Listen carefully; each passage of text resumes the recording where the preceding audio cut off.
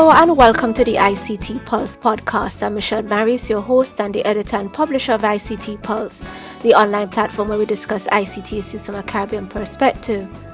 Today we'll be discussing internet governance, IG, and the digital economy. I think it's fair to say that we are all still grappling with COVID-19 in a multitude of ways. Luckily, and to a considerable degree, we have been able to leverage the internet to help us cope. However, what are some of the current governance issues that could affect how we perceive and use the internet in the future? Further, with the increased focus on ICT and the internet, how much closer might the Caribbean region be to having digital economies? These are some of the questions we'll be tackling today with our guests. Once again, we are thrilled to have Tracy Hackshaw on the podcast. Tracy is a digital economy strategist, and he wears a variety of hats in the global internet governance space. Tracy, welcome back. Hi, Michelle. Thank you. And here we are again. During different times. Absolutely. I mean, it was 2019 when we last spoke, and who would have thought that come 2021 we would have had the year that we had? Oh yes, what a year! What a year we've just had. 2020 was a very, very different year indeed. And how have you been before we jump into the meat of the matter? It's been a struggle surviving. As you know, in the Caribbean, Trinidad and Tobago has been one of the countries that's been, I guess, more hardest hit by the pandemic. We've had, I think we're fourth or fifth ranked in the region in terms of number of cases. We've had multiple, I think two lockdowns, as the word would say. We're just about emerging from what is called a second wave or second phase. So things are slightly improving now, but there's still a lot of vigilance and just about trying to get back to schools being reopened and so on. So fingers crossed. But as we saw in other countries, when we're doing this podcast, we saw Barbados just having done successfully, in their first wave has gone into a full-blown second wave. So anything can happen. Yes. So always stay vigilant. Always stay vigilant. Mm-hmm. I think Barbados is actually going into another lockdown as we speak. So yeah. I guess we're still right in the throes of it. So that's right. All right. So since we last spoke in 2019, I think just generally, how do you think the internet landscape has changed? Well, I mean, the elephant in the room, right? So the pandemic, I think, has exacerbated what I would call, very long simmering and underlying issues. They've come to the front now. These challenges that we've been facing for several years have come front and center. I think the Caribbean as a whole and SIDS generally have long suffered from, weak institutional capacity and, in some cases, broken governance systems, or dysfunctional governance systems. And by and large, the SIDS were not adequately prepared for these disruptions, and not just in ICT and across all spheres. So because we have our challenge with resources or limited resources, to a large extent, I mean, I think I don't want to say every single territory in SIDS, but let's assume 90+% of them were caught napping. And when you come down to the digital or internet governance environment, even more so. I think as well, one of the things that, I mean, besides putting that aside for the moment and just treating directly with the issues that would have happened without the pandemic, we also saw SIDS in the Caribbean, particularly, I would dare to say in other parts of the world, becoming heavily influenced, I think, by this whole relatively recent, especially in our part of the world, fake news, disinformation, misinformation. I call it a disease, or epidemic that has, been raging in North America and Europe for the last, 4 or 5 years. That has come home and has been exacerbated of course, by the pandemic, because I think people have migrated their conversations online, so out of the real world into the digital world. So on social media, you're seeing spread of massive amounts of disinformation and misinformation, especially as we would have realized last year around 5G, and this year now about the vaccination campaign and the vaccines themselves. And I think that's particularly challenging, especially in this internet governance space, because it creates a lot of problems, I think, with trust of our institutions. And on the other side, it sort of uses the internet in the way that we did not want to see it being used, to spread. Um, at this point, at least in the Caribbean and the Pacific and so on, it's limited to disinformation and misinformation, but that could very easily lead to the next wave, which is what we saw in the other parts of the world in terms of hate speech and other more, I guess, challenging and potentially just violent disruptions of our lives. And maybe on the final, I mean, and then of course there are many things that we could list here, but I think the final issue I'd want to cover in this is the cybersecurity breaches that have been very, very prevalent, certainly in 2020. I think you yourself covered it, Michelle, extensively last year, where we saw ransomware attacks emerging in the region. And I mean, they've been there before. They've been pretty quiet, I would imagine. But we've seen them hit much larger organizations and create much larger disruptions. And that as a whole, I think, has affected the larger issue of internet resilience. We were seeing, some disruption in connectivity and so on, but those things have been happening over time. But in terms of the overall resilience of our internet infrastructure, our cybersecurity thresholds have been breached multiple times, and we don't foresee that, unfortunately, diminishing anytime soon. This is probably just the start of a larger campaign that we may see happening in 2021 and beyond. So I think those are, the three issues that I'd want to highlight as being significantly different from 2019 to now. Yeah, Wow. And these are topics that we can plumb the depths of for of course. and their own episodes. But before we do, I go back to them, and I think some of the points you raised, I'm sure is going to I'm sure it's going to emerge again in my next question, which is about internet governance issues. What might be some of the major internet governance issues that are being discussed and tackled in the circles that you frequent? Well, I think one of the things that we need to realize is, so just from a broad perspective, from 2019 to now, we've seen the wider issue of internet governance in the world being sort of shepherded or corralled by the United Nations under this rubric of something called digital cooperation. And whether we want to agree with that approach or not, what it has done is sort of highlighted this some of the key issues and documented them in a way that probably has not been well documented before. And those issues I would want to suggest would be, and again, linked to what we just discussed, the issue of privacy and trust. Major IG issue that has really affected, I think, our region and will continue to do so over the next few years. And of course, it's a global issue. And linked to that, we just talked about it, the issue of free speech and censorship.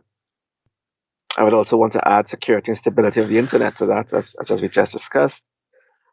Or from a wider perspective, we need to look also at the human rights issue and what that means and how digital cooperation treats with that. And now zeroing a little more home.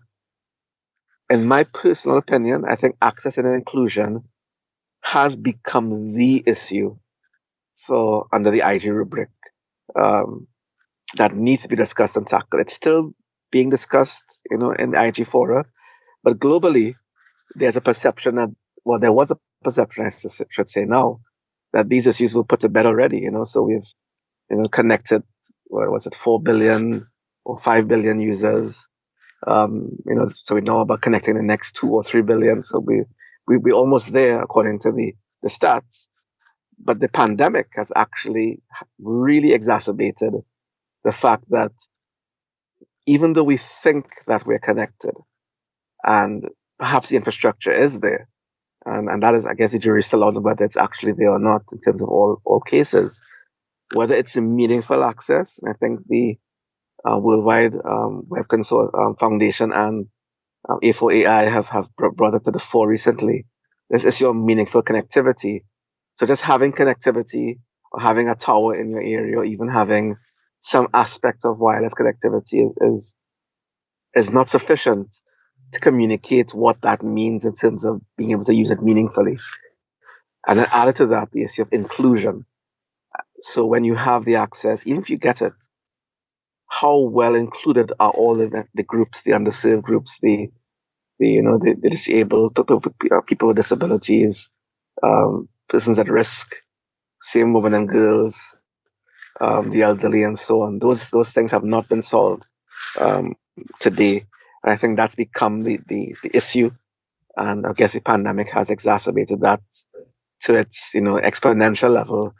And finally, I think the last major issue, last but not least, is the issue about the digital economy, and seeing that as I think there are 3 or 4 key pillars that have emerged in the world over the last 5 or 10 years. You'll feel about the blue economy, the green economy, well, obviously the digital economy, and the intersection of those economies in the next wave of economic development and growth in small and developing states and developing economies generally. Whether or not we can build an inclusive digital economy and society is something that I think is extremely important. And yet again, I mean, I don't want to keep harping on it, but the pandemic has made that particular issue paramount in our discussion. So I think, without getting into the details of this or to the weeds of this particular answer to the question, I think those are the key issues I want to raise here. Indeed. Again, such powerful issues. I think one of the things that kind of came through to me as you were talking, and probably the first thing is, here it is that, you have been a long-standing participant in a lot of these global internet governance conversations, but how well is the Caribbean region, and to what degree is the Caribbean region involved in those conversations? Is it still you and a few other stalwarts, or have more people from varying countries really come to sit at the table and to hear what is going on and also to participate in the conversations that are going on? So I think in one of our conversations, perhaps it was in Panama, I think I used the concept of volume of voices. I think that's what I used. So I think if using that analogy, we still have a very low volume of voices in this discussion. So a weak, low volume with, by and large, the same number of people. But what has happened, and I really wanted to stress this now, I think those voices and those volumes have diminished. And the reason for that is not so much of the individuals working less hard or working or losing interest. It's that the sheer workload under this IG umbrella has increased exponentially. The resources who are currently involved, and we're all volunteers, so I include myself in that, are now spread even thinner. And in grappling with this increasing mountain of challenges, again brought up further on by the pandemic, it has become very, very, very problematic for less than 20 people, if we can count on 2 hands, dealing with this issue while themselves trying to function and keep their lights on professionally.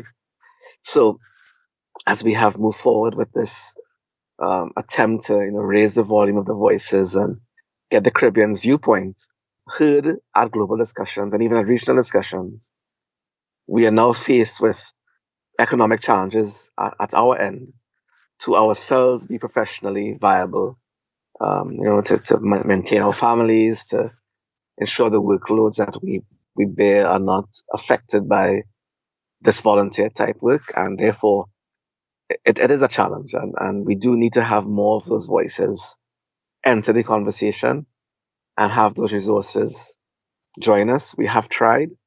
We've reached out to schools, in Trinidad and Tobago in particular. We've tried to do a lot of outreach, but of course, pre-pandemic, going into schools and talking about the topic of internet governance, what it means, and getting involvement. Last year in the Trinidad and Tobago IGF, why we did not do a youth IGF, because I think there's a view that I support, that keeping youth separate is not the greatest thing in the world. So we try to mainstream the youth into the TTIGF and bringing them into the conversation, having them work together with what I would call, let's say, the older people, the older folks. So work not separately, but together to identify solutions to problems and so on. The challenge I'm seeing is that even though that is happening, and we're seeing it even in the region across the SIDS, actually, we're seeing youth IGFs or youth mainstreaming into the IG meetings, we don't see them moving out of the event, that there's an event that happens and they attend and they participate, etc., into the ongoing policy discussions or ongoing interventions that need to have their voices in. Whereas if you look around the world, and I do some work with the Internet Society at a global level in terms of bringing youth into the picture, maybe out of every 30 or 40 cohorts of people who are involved in that Internet Society effort, I see at least 10, perhaps even as much as 15, come out of it and continue participating in the discussion, which is fantastic. That's a high percentage. But in the Caribbean, I don't see it happening, and that's worrying, very worrying. So when we want to move on and go forward with other things, even though we want to still continue with our conversations as, I guess, older mentors, we're not seeing the younger ones coming up to take over. So succession planning is difficult, very difficult. But I wonder, I mean, the experience that you have experienced and observed in internet governance circles, it sort of mimics what you tend to see in so many other areas where people might be happy to come forward, like if there's an event or a meeting, but I guess the unsexy and more tedious work where you need to be consistent and committed, you find that everybody's just going about their own thing. I guess probably whether or not it's a sense of feeling that somebody else will take care of it, like you assume that somebody else will do it and you get on with your life. But I think it's quite disconcerting because it seems to be symptomatic of our Caribbean psyche in some way. Yes, I really do hope that. I mean, one thing the pandemic might do, I mean, I'm hoping it can contribute to, is raise awareness of these issues amongst others, just not necessarily younger people, but certainly others. And hopefully they will join the cause. I think the issues that I raised earlier, about the privacy and trust and access and inclusion, and even the freedom of speech issue, might draw people out of other spheres into the discussion. And if we were to add, I guess the other issues I didn't raise, such as the issue of e-waste and climate change and so on, into the IG mix, which is clearly involved now. I think the next IGF will be covering that as a main topic. If the blue economy and the green economy advocates, and if they're involved in that, could come across as well to the digital economy discussions, I think we could see some convergence and maybe some additional support. That would be a good thing in my view. I think having these discussions converge and really, have all the voices that are, or activists, let's use that word for the time being, come through and work together to solve problems is much better than having them in silos at that level. And that's one of my hopes, that at the end of the day, we have to see some good coming out of what's going on today. And perhaps that's one thing that may happen. And I'm keeping my fingers crossed yet again for something like that to emerge. And let's see what happens. Indeed, I guess yes. I'm going to pay a little bit more attention to this. In the coming months. Let me see what is happening, because it is unfortunate that one is not necessarily feeling as if these issues are resonating as they should with others, who will be affected regardless. Definitely. Now, one of the things that I know, I guess, or has been the practice in internet governance is the whole issue of, multi-stakeholderism. And I wondered whether or not, especially when we looked at probably how the world has changed and the emergence of fake news, misinformation, disinformation, and the thrust of countries towards nationalism and more nationalistic endeavors. Has that sort of influence been seen, or have you observed it in internet governance circles? I think so. We've had quite a few political campaigns in the region, uh, the last 12 months. We've had Jamaica, Trinidad, and Tobago, And that's it. Guyana, Guyana is the maybe the highlight of all of those. Yes, that. And and we have seen social media being used, perhaps, and again, as I said earlier, in not the most positive way. And I don't want to use the R word, but we have seen polarized views. Let's use that for the moment, emerging. And I think that is fitting, unfortunately, right in line with that conversation that has begun emerging in the OECD countries of whether or not the internet, so we've seen, as you will be aware, U.S. Congress calling in social media companies to answer questions about whether or not censorship and favoritism and all those kinds of things are part and parcel of what they do, and whether or not their business model is sustainable in terms of utilizing that to sort of feed their own business. Because obviously, the more conversations and engagement you have, given that they're all based on advertising, the more likely you're going to have people using the platform and engaging and therefore um, being consumers of products that are advertised. So in the IG world, you always hear the conversation. Maybe I should say the conversation here. It's the threat of regulation, sort of, or the specter of regulation, sort of hanging over this whole discussion. How far do we go in terms of regulating what's happening on the internet? We know that there's one view, and let's say that's and for those who are not aware, ICANN, as the technical manager or the coordinator of internet names and numbers, that the system behind the internet has said that they are not a regulator of anything, far less content. So that's one view, that it should be left alone, basically left neutral. And then there's maybe, let's say, the other side of it, which is closer to what the ITU is trying to do. Even within the ITU, there's a whole discussion there about whether the regulation is something to be dealt with. But within the ITU, there are countries, because the ITU, for your listeners who may not know, is significantly dominated by governments or states, even though there are other stakeholders there working within the ITU. But to a large extent, the ITU is run by governments. They're the ones who vote for positions, etc. And the ITU is a UN organization. And that discussion about regulation has been going on for several years, and we don't have to go through history today on that. So you have those two polar discussions, the polemic happening, or dichotomy of whether we should regulate or not regulate.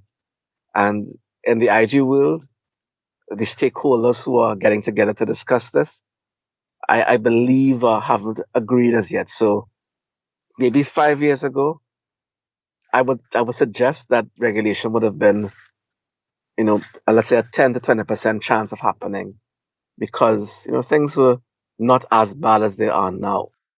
But today, given what has happened in the world and what is happening in the developing world. So you saw Uganda having some issues recently. Of course, throughout the African continent, there have been internet shutdowns over the last year or two. In India, there have been blockages of Chinese apps. So it bleeds into the economic level as well. In the US, we saw threats and actual actions being taken against Chinese apps under the guise of trade and maybe even under the guise of political warfare. So it's bleeding into all the other spheres. And that discussion about regulation and what to do about social media, which has become the dominant discussion on the internet, and the larger issue of free speech and censorship, I think, has really taken over the conversation from what we would call the pure IG issues, access and net neutrality and all those other, I guess we call more technical issues, if you wanna call it that. So yeah, that multi-stakeholder discussion is really, it's not ended. And if anything, and we mentioned digital cooperation earlier, there needs to be a greater focus on digital cooperation, as the UN has indicated. I think I just saw today, and today we're talking today at the end of January, the United Nations state that the Internet Governance Forum, which is the main global forum in which these issues are discussed, is being placed on the global agenda for the UN Secretary General for 2021 to be dealt with, which is quite astounding, given the amount of things the United Nations has to deal with.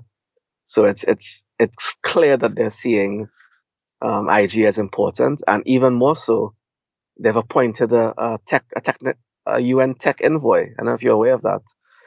Earlier this month, Fabricio Hofschild, I think that's how you pronounce his name. He was worked on the United Nations Digital Cooperation Roadmap with the Secretary General. He was an Assistant Secretary General or an Under Secretary General, and now he's been appointed by the Secretary General to be a special tech envoy. So, given the level of a climate, there's climate change, there's gender, so tech has sort of risen to the level of other social issues at the United Nations. So in the future, I think that discussion amongst multi-stakeholders, government, private sector, technical, academia, society, is going to really, really emerge as something that we need to take a closer look at in our part of the world. Absolutely. Absolutely. And the thing about it is that the internet is such a cross-cutting issue, as they would say. It touches almost every sector and, almost every aspect of our lives. So it is good that it has risen to the level of us to be on the agenda of the Secretary General of the United Nations. But going on now, I at least in talking about regulation of the internet, and for our listeners, what might be factors, if the Caribbean region was to take a position, what might be some of the factors we ought to consider as to whether or not, or the extent to which, the internet should be regulated? Excellent question. And if you look at what's been happening in the world, it tends to, so regulation is, whether you like it or not, a factor of the government that's there. So the level of regulation, as governments change, whether you have a viewpoint, a conservative or liberal or other viewpoint, you tend to find the level of regulation going along with that sort of ideology. In the Caribbean, I can see, given what's been happening, again, we had just mentioned the political spheres within the region, in Guyana, Trinidad, Jamaica, and so on. Both things happening, right? So what you're seeing, on the one hand, are governments utilizing the internet, especially social media, to communicate more effectively as far as they're concerned. So sort of shifting from broadcast media, radio, television to the internet to get viewpoints across. And in some cases, the viewpoints that are being shared on social media are more acerbic, perhaps, than what you might find on an address to the nation, as you call it, in this part of the world. So you'll find a prime minister or even ministers stating certain things on social media that might otherwise be seen as potentially problematic conversation, right? Utilizing languages and so on that would seem to be challenging for others. On the other hand, you're also seeing commentators, civil society, the opposition to the government, also jumping on social media and utilizing the same platform that they're using to do very similar things, to state their views in like-minded fashion. In some cases, obviously, might even be harsher um, types of conversations. And then the government responding, saying that you can't say that, and we're going to we're going to find a way to deal with that. Even in some points, we're hearing murmurs of we shall find a way to shut down Facebook or block some aspects of it. And you're hearing that sort of conversation starting to trickle through, which is mimicking a lot of what you hear in other countries. I don't want to name any countries on that side for the time being. So that very thin line and that slippery slope and all those cliche terms that we use is something that we have to be very wary about, because the government on the one hand can't be saying that I'm going to use it to my end, and then the other hand say I'm going to shut down negative views or potential conversations that don't agree with what I want to state. And to do that, because I have the power, I can regulate, right? And regulate in that way can mean anything, from putting in a code of some sort to utilizing the law. So we've seen several countries introduce something called, the cybercrime law that many companies have said is a Trojan horse for censorship, and to silence the media, who I didn't mention before. The media also is part of this conversation. And whether regulation from the various entities in the region can do anything about this, because at the end of the day, the internet is the internet. And as we saw just a few weeks ago, only at the level of the actual operators, so Amazon Web Services, who hosts a website, can actually shut you down by blocking you off off their servers. Can the government really do what it wants to do? Yes, it can, if it wants to block it at the level of the ISP. But then there are other ways that people can communicate and get their points across. And by the same token, the government who wants to block or regulate a particular platform application will them cut themselves off by doing it as well, and getting the message out to people. So again, that fine line, how do you tread that tightrope between keeping your country, on this free speech level, and there's democracy and everybody can say what they need to say, but at the same time trying to protect, harm to individuals. That's what the UN Declaration of Human Rights talks about. Your free speech has limits in terms of preventing harm to other individuals. You can't say things that will harm someone else. So regulation has to really deal with that. So when you talk about regulation, the question I have is that should we actually attempt to regulate? Because once you start, becomes that slippery slope. You really can't stop. So should we leave it alone and let it play out? Or if you begin to regulate, then you really have to regulate. And then you start to introduce all the codes and legislation that's required. And what happens next?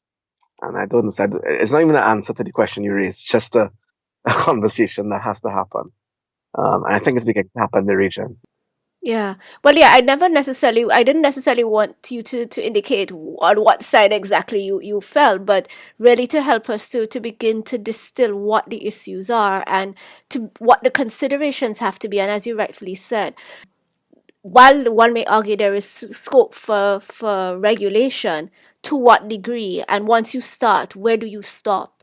And, I guess if by chance one decides, well, there will be no regulation, there are going to be consequences for that as well. And I think, Yes, so there may not necessarily be any right answer, but what you might be prepared to live with. exactly. And just going back to the whole topic of internet resilience, you mentioned cybersecurity. I did draft an article, publish an article a couple of weeks ago on the loss of internet service in Trinidad, and well, it affected much of the Eastern Caribbean in December. And I really sought to highlight it as just showing how vulnerable our infrastructure is. Yes, most countries might have multiple uh, submarine cable systems landing, in their jurisdictions. I think many of our countries no longer really use satellite and so on for general communication. But if you could shed a little bit more light on this whole issue of resilience, because I think we rely on the internet so much and ICT, and we don't realize just how vulnerable we are. And if you could just shed a little bit more light on that, please. Well, certainly, and I think, I mean, with the exception of perhaps just one or two of the Caribbean territories, and generally across SIDS, we are all surrounded by water, right? So fully surrounded.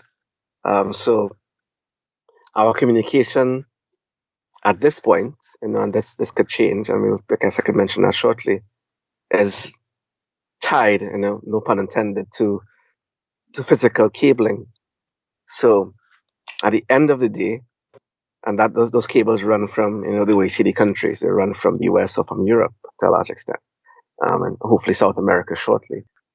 And once that is in any way disrupted, whether it be through an actual physical cut or on the way to your country, there's, as what happened in the last interruption, um, a particular disruption in a country where something is happening, whether it be a data center that's a redundant location, or it's basically a trans point at the hop, you are then cut, which is really a problematic situation. And for countries who can afford to have redundant fiber coming into their territories and have that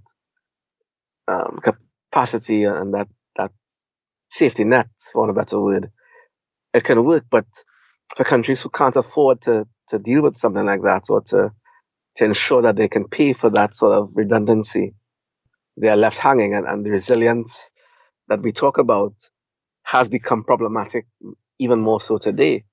So as we talked about in this last cut that happened, disruption, people were online doing remote work. They were doing remote learning, perhaps even, well, certainly more so than would have happened a year ago. So it became an issue beyond surfing the net and watching videos and talking with friends. It became an issue of actual productive time being lost because people were remote working, and certainly education paradigms were removed for a certain period of time. And we haven't looked at resilience in that way because we haven't really seen, I think, the internet, and I'm saying this without fear or favor, as being as critical as it should be seen.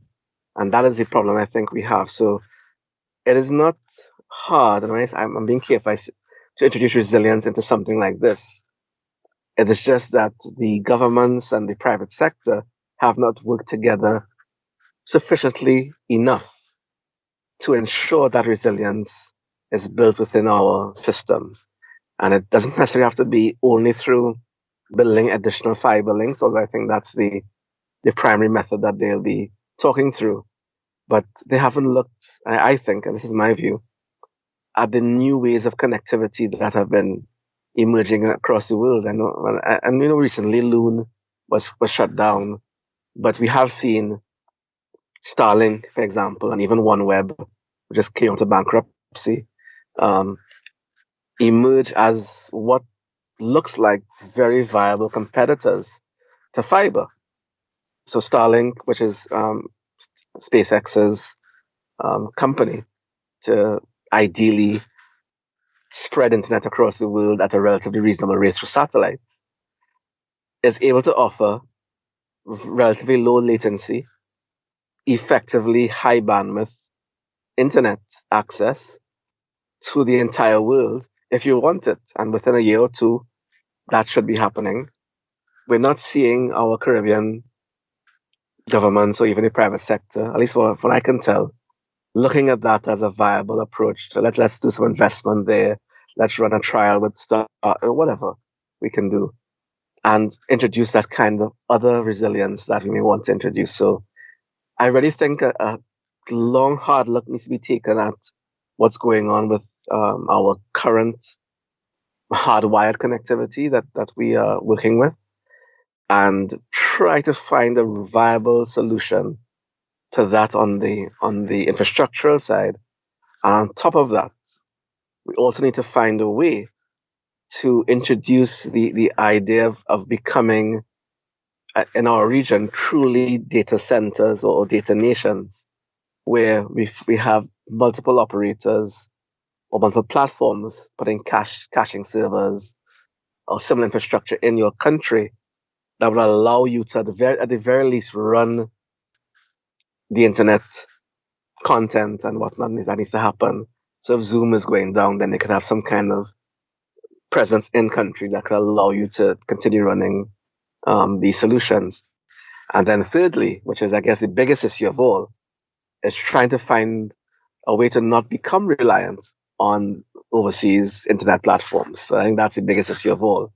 So that comes back to the digital economy and promoting local content, local technology, local applications, so that if and when something like this happens, your in country or at least in region solutions will be able to not be affected by something like this. And I know I'm speaking across many broad concepts here, but I think those are the 3 or 4 discussion topics that need to happen between government and private sector immediately, so that these kinds of resilience issues don't continue occurring.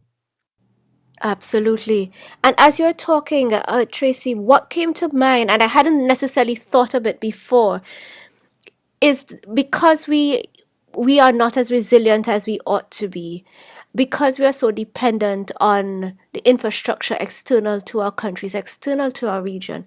You know, there's a coercive potential of connectivity, whereby, I'm thinking, if a more developed country has issue with what another country is doing, especially a cis country or one where a lot of the connectivity is directed to them, and for us to connect to the internet, for us to access all of the various facilities and services that we enjoy, it does leave us vulnerable as well, such that if for whatever reason, as much as we talk about, I guess what the internet not necessarily being owned by anyone and all these kinds of things, there are those who have more control of it than others, and to the extent to which, you know, we can be adversely affected should they, other countries decide to make our lives difficult.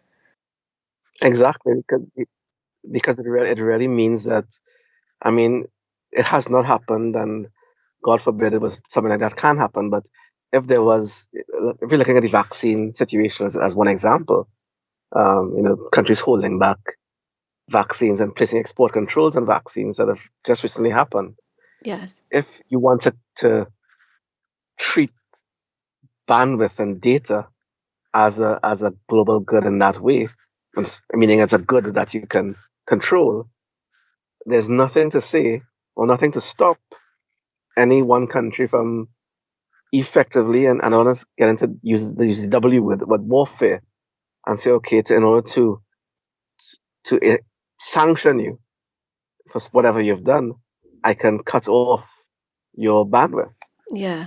That's one thing that can happen. I can introduce trade sanctions, certain controls, and it may sound very far fetched. I know people who are listening might say, what are they talking about?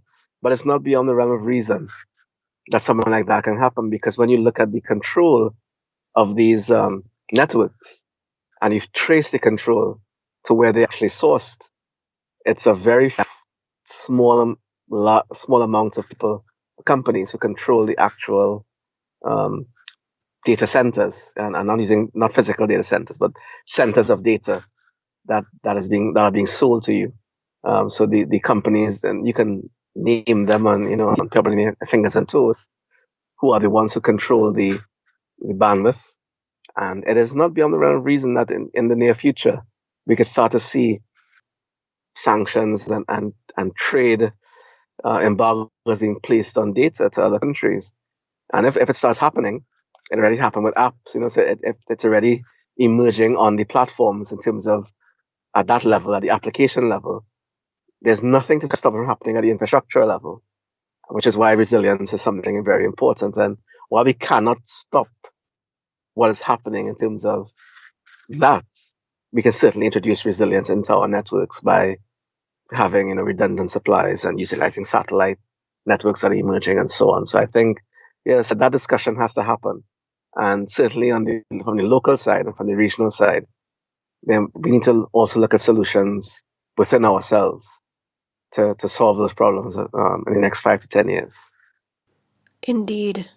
And you had mentioned about the digital economy throughout our conversation so far. And I just wanted to know, since you are a digital economy strategist, what is your take on the state of the digital economy in the Caribbean? Wow.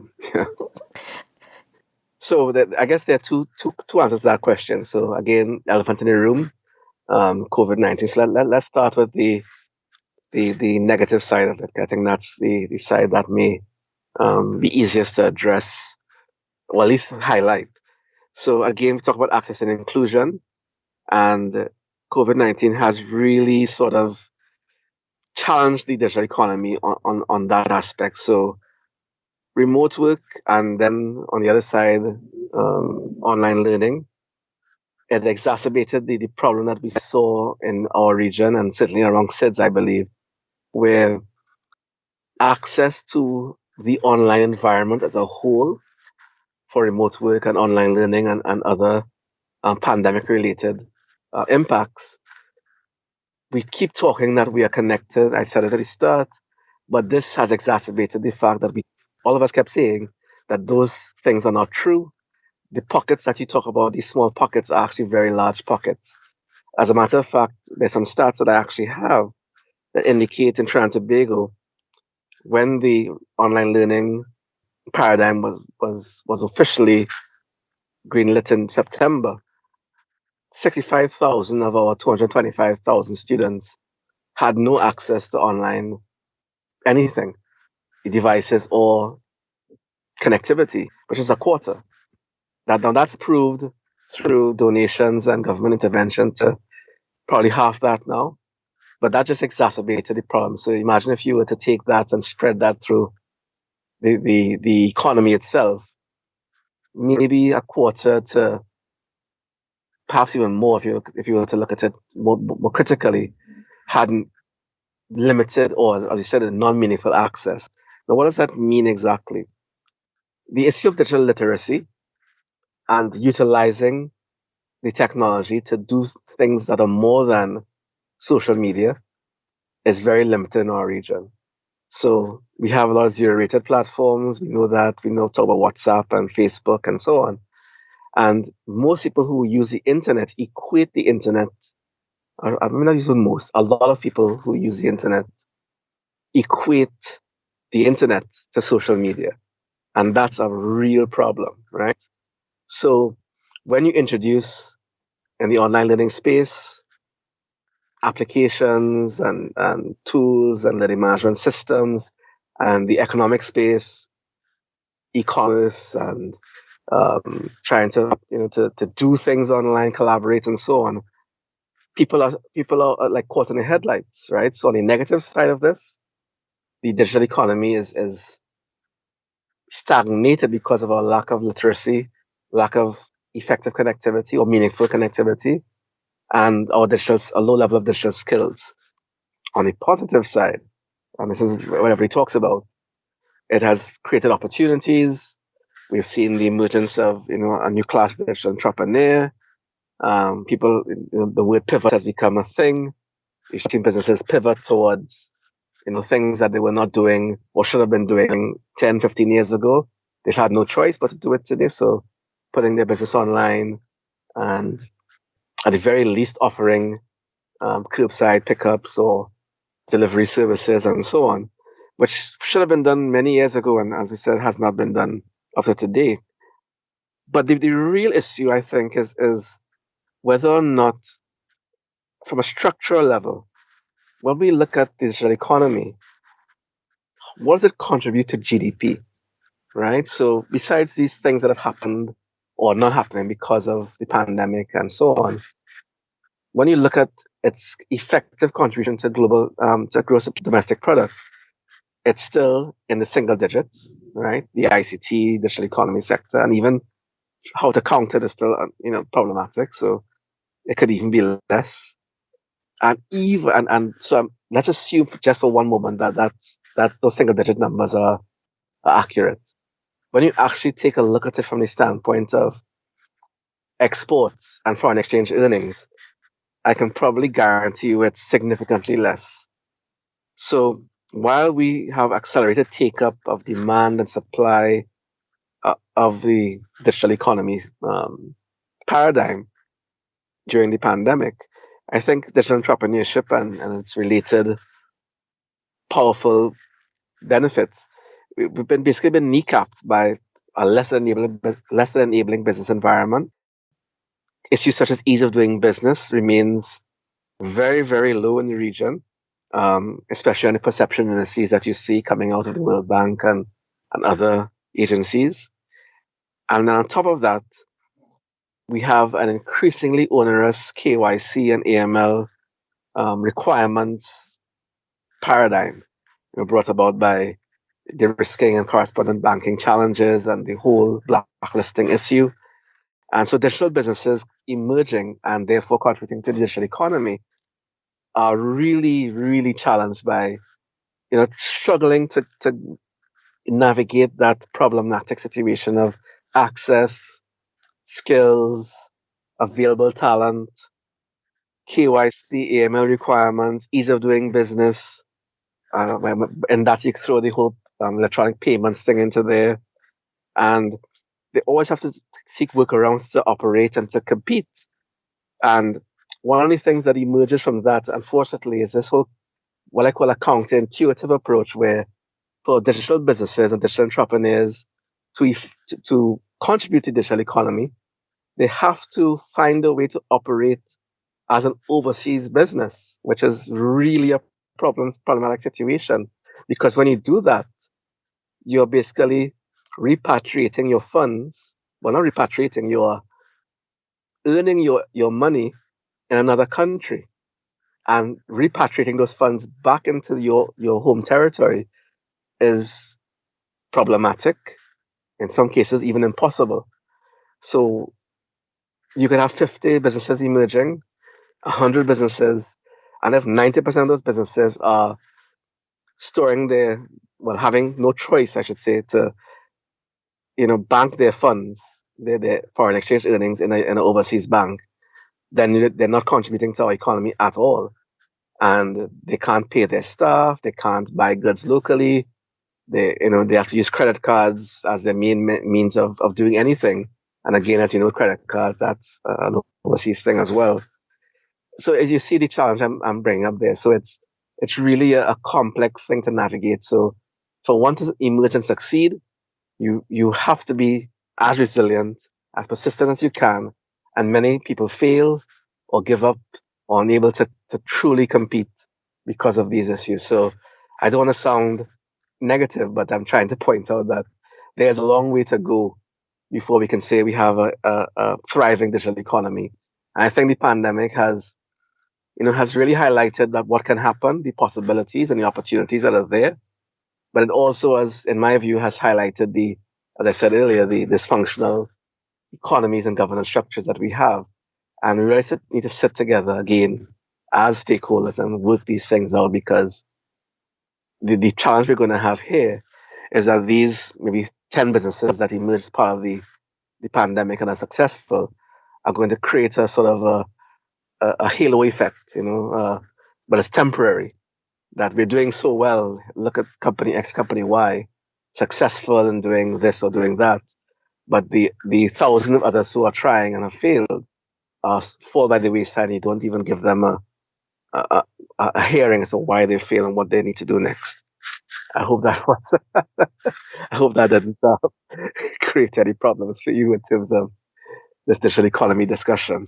No, absolutely not. And I mean, what we need are honest and frank conversations because, you know, we see all of the sort of little bits and pieces. I don't want to use the word, I was going to use the word trivialities, but that may not be fair. So, yes, a lot more companies are doing business online. You know, I guess e commerce is thriving here in the region.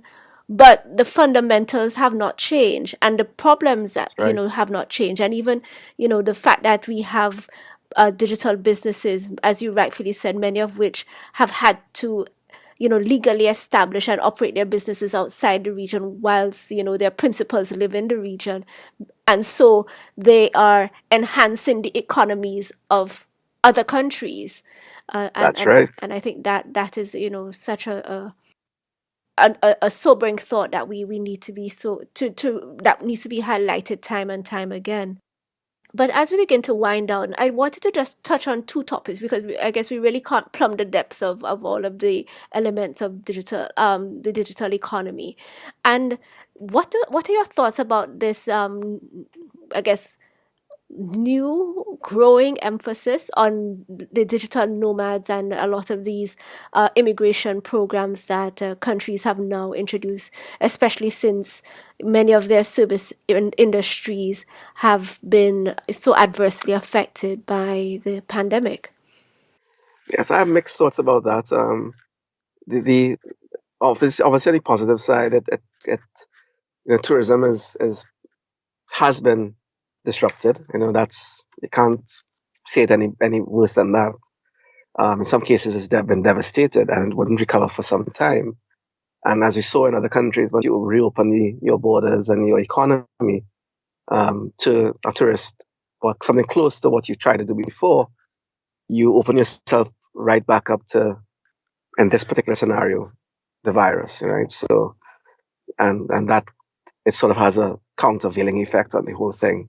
As we saw in just, I think, yesterday, the Canadian airline industry has banned flights to the region because of the pandemic. So it's sort of for a moment in time, you're good, and then it spirals downwards again. So on the one hand, introducing digital nomadic approach, to your tourism industry seems to make a lot of sense because you get the effect of bringing more folks in. And even though, and I know this debate can be had of whether or not you're actually contributing, because we just had that discussion, whether you're actually contributing to the economy or not, besides the initial payment for that, for that visa or that stamp, you're supposed to be utilizing the local economy to buy goods and services, right? So that's the thinking. Um, but I do believe, and using that first point, if we don't find a way to harness what's happening through the digital nomads and these remote working facilities to transfer skills and knowledge, right, from what they're doing. So if you have a robotics engineer who's come to work in the region, just using it as an example, and sort of building that into your process, so this group of people are coming to do things, fintech or offshore business process management, whether it be accounting or payroll management, etc., whatever they're coming to do. And you don't find a way to have those individuals or those companies, invest, and reverse the flow of funds back into the economy. I honestly think that you're not really playing the game the right way, because you can turn that opportunity, for that initial flow of funds for a year or how many of a months you decide that individual is going to be here for, into a real potential sustainable model by asking those companies or those individuals to reverse that um, flow of funds and reverse that flow of knowledge back into your economies, and ideally build a center of excellence for whatever that would have they're coming in to do. So when you have these digital nomads coming in, My thinking is that you should be doing it in a sort of a strategic way. We're looking for these particular industries to come and set up. So if you are working in area X or area B, we are encouraging you, and in fact, we're motivating you through incentives to set up remote workers here. Feel free, but in exchange, while you buy our, go to our, shop in our supermarkets and stay in our pay rents and drive our cars and whatever else, and pay rental for cars. We're also asking you to contribute to the economy by setting up some kind of transfer of knowledge environment that you can leave in the country what you're taking from it in a way, and train and skill up our locals to do X, Y, and Z in these industries, and leave a legacy for what you did. So sort of apply a model on a much smaller scale than like a multinational investor. So it's the same thinking of bringing a large company in and having them invest and hire, but use the same approach and a micro level, and maybe that would, I think, add the sustainability to the whole thing, and not just focus your energies on a 13-month small replacement of potential tourist loss revenue. So I hope that would be something that countries look at. There's a reason why many countries aren't doing it, and I think the reason is that they understand that the lost revenue is not sufficient. Sorry, the earned revenue is not sufficient to replace the lost revenue. And I hope they're thinking things through, like what I'm saying, that to find a better way to do it. So at least that's my take on that. Okay. And you had mentioned skills a couple of times in our conversation on the digital economy.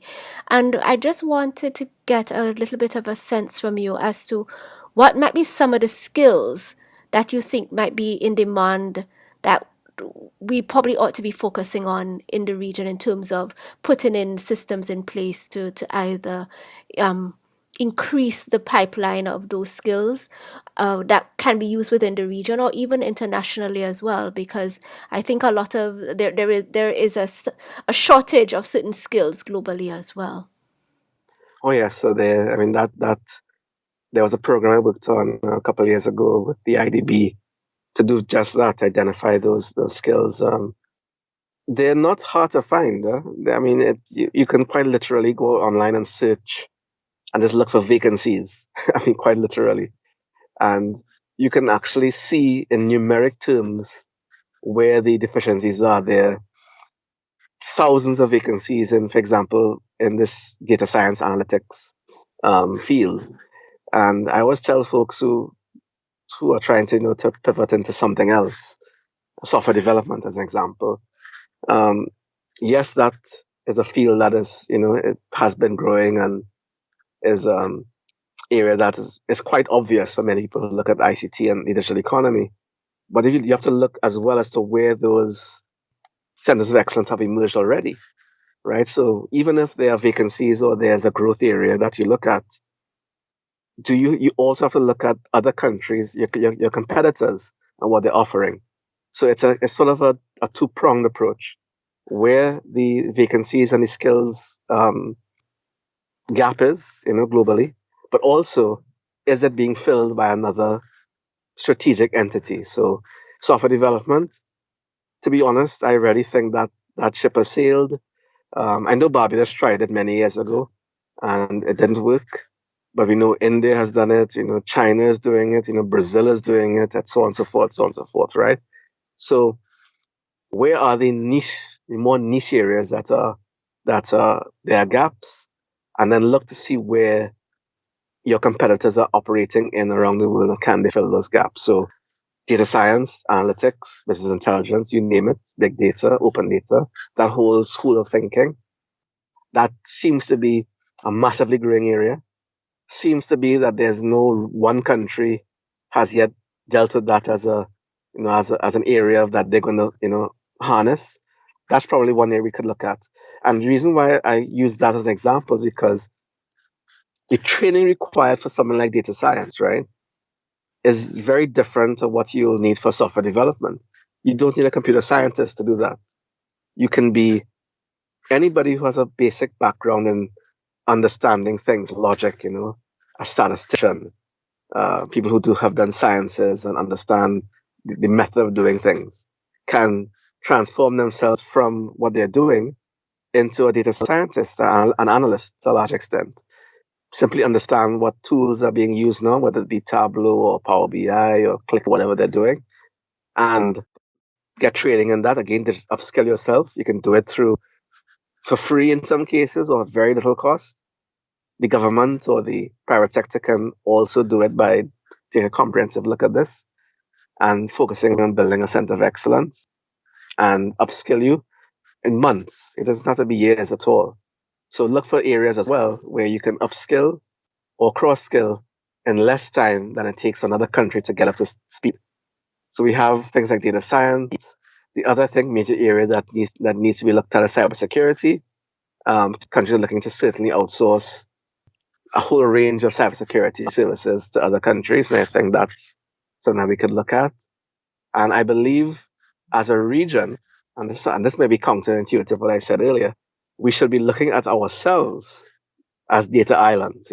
So we talk about working together. I think as a region to be redundant or resilient for each other. And I think we haven't looked at that carefully enough so that we can build not only redundancy and resilience across islands and for our own systems and services, but also build necessary skill sets because the data centers and data services aren't going away. That will probably be one of the biggest growth areas in the global economy. If we do that as a region, work together through CARICOM or CTU or other agencies and say this is what we're going to take advantage of and skill ourselves up this way, then we can then sell those services, perhaps even sell the physical infrastructure too, but that's a different discussion. Certainly the services to other countries who are looking for those skills within the next very short 1 to 2 years. So I think those are I don't know, 3 or 4 I mentioned, immediate areas that we could look at. There are many others, obviously. Let's look at the stats, and said, and take a look at don't just do it by looking at the skills gaps. Look at the gaps, look at who is doing it, and look at your opportunities, and then sort of converge those and find the sweet spot where you believe you can really operate and do it as quickly as possible. Because the longer you wait, the more likely another territory, another country is going to do it, and then you're left behind. Absolutely. And Tracy, my final question, and we have touched on so many areas. What do you think should be the priorities of the region going forward as it relates to the digital economy, and what should they be doing next? Where should their priorities be? But I think, we are sort of frighteningly focused on what we have been doing in the past and continuing that, taking that approach, even when faced with the realities of the present and the future, and trying to drive our sustainable development. We really are not taking a future focused approach. I think that's a problem. As an example, we just talked about tourism. We know tourism has been transformed for many years, and the Caribbean is no longer a destination of choice for many. The earnings from tourism are inherently unreliable, prone to disruption.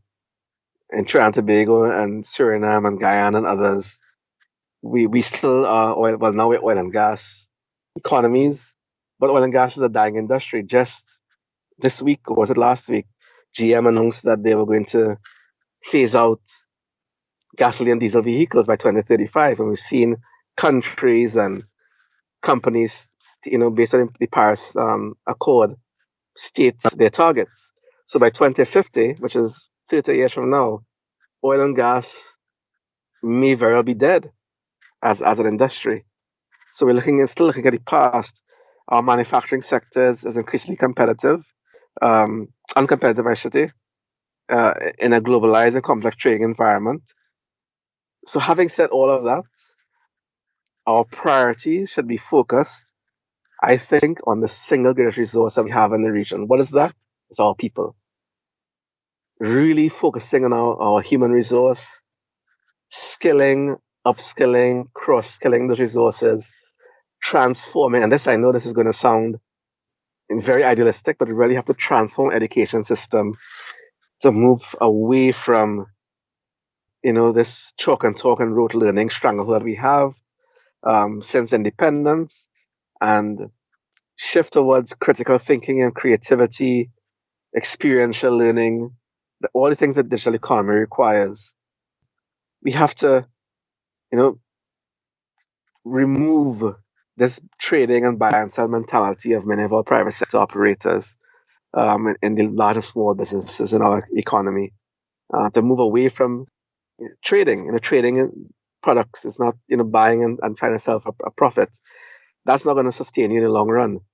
You have to move towards something that is value added, producing goods and services in your local economy that you add value to and able to sell internationally to earn that foreign exchange. And maybe as transformationally as I can possibly say this, we do have to reprioritize our thinking across the board. We have to mainstream, at least incorporate what I would call a digital first approach to our policies, our planning, our projects. And this is not limited to the government or the public sector generally. This has to be done across the whole multi-stakeholder spectrum. So the private sector, academia, and this is as academia meaning schools at all levels, primary, secondary, tertiary, technical community, the ISPs, all those are all the individuals and the companies who are responsible for making the digital economy work. And perhaps most of all, our users, our civil society. We have to shift from consumers to producers. We have to shift our thinking. We have to shift our way of operating. And that is the only way, taking a look at our people and transforming thinking, transforming approaches, transforming the way we do things, and focus less on the past and focus on the future. So I think that is the direction we have to take. If we don't do that, we're going to perish. The pandemic has shown that and this is not, I don't want to belittle the pandemic as something small, but a very singular incident can totally disrupt your plans in an instant. If we were operating in a fully digital way with a digital economy, this disruption would have been relatively minimal. And I can probably say that safely. We'd have been able to move to our education because we were doing it already, online learning. Our online businesses would have been able to continue operating as they have been in the US. And if we had built local capacity within our application developers and so on, we would have had our own version of Zoom and our version of Google Meet and so on to do our own things. You see what I'm getting at? So Yes. if it is we really use the opportunity to take stock and really stop looking at the past. I think that's the problem. We always go back to the past, go back to let's fix tourism, let's fix oil and gas, let's fix manufacturing. We're going to keep taking that, but not look towards the future. We're going to be in some real trouble if and when the next major disruption happens. And that could happen anytime soon because we never know when it could happen next. Indeed. Wow. I mean, sobering thoughts, Tracy, but I think, if we really want to do better as a region, we really have to face the harsh truths, the reality of our situation. And, the fact of the matter is that it's really not all doom and gloom. You gave us and highlighted opportunities that we really just need to leverage, and that would put us, a far way in terms of changing the trajectory that we have been on and really opening up a broad range of opportunities for the future. I think that is, it's really something that I hope people can take on board and really begin to move the needle in the direction that we need to in order to future-proof our countries and the region as a whole. I hope so too, Michelle. I really do. I hope we don't have another conversation in 2 years and we're talking, and it's worse than this. It should be 2 years from now. It's all forward-looking, future-focused, and positive thinking all the way. Let's hope that's what's happening in 2023 or what Indeed. next we we catch up. Thank you again so much. Thank you, Michelle. Do have a good day. That's it for today's episode. Thank you so much for listening to the ICT Pulse podcast. You can find links to some of the things we talked about on our website, ict-pulse.com. If you like this episode, please show your support by leaving us a review on iTunes, as it will help others find the show. You can email us at info@ict-pulse.com or drop us a note on our Facebook page, facebook.com/ICTPulse, or via Twitter @ICTPulse. We hope you'll join us again for our next episode. Take care.